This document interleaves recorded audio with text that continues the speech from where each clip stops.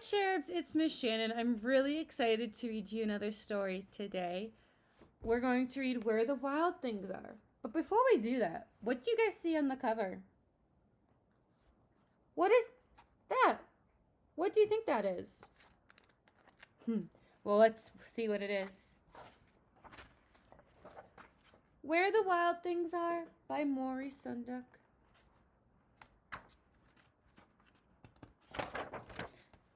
The night Max wore his wolf suit and made mischief of one kind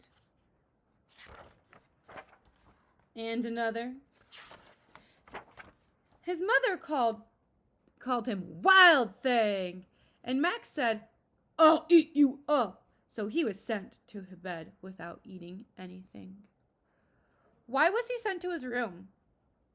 Was he making good choices or bad choices? How do you think he felt?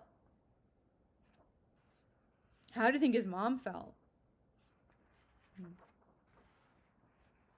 That very night in Max's room, a forest grew.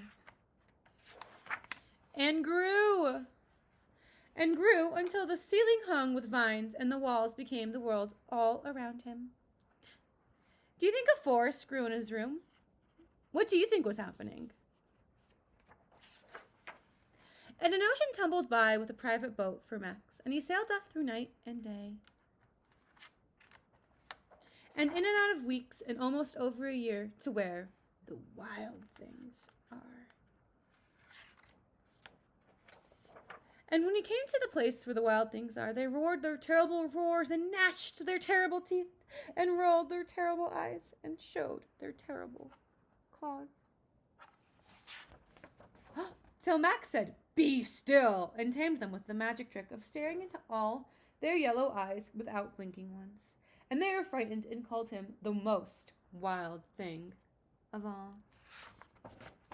And made him king of all wild things.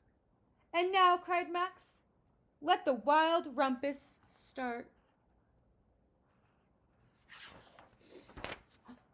What are they doing?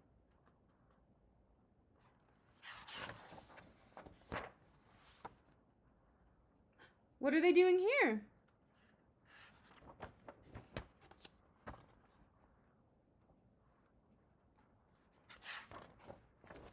"Now stop," Max said, and sent the wild things off to bed without their supper. And Max, the king of all wild things, was lonely and wanted to be where someone loved him best of all. Who do you think loves him best of all? Where do you think that is? Then all around, from far away, across the world, he smelled good things to eat. So he gave up being king of where the wild things are. But the wild things cried, "Oh, please don't go. We'll eat you up. We love you so." And Max said, "No." The wild things rolled their terrible roars and gnashed their terrible teeth and rolled their terrible eyes and showed their terrible claws. But Max stepped into his private boat and waved goodbye. And sailed back over a year and in and out of weeks and through a day. Where do you think he was sailing to? And into the night of his very own room where he found his supper waiting for him. And it was still hot. The end. What was your favorite part of the story? Mine is when Max finally got home and his mom had left him this hot dinner.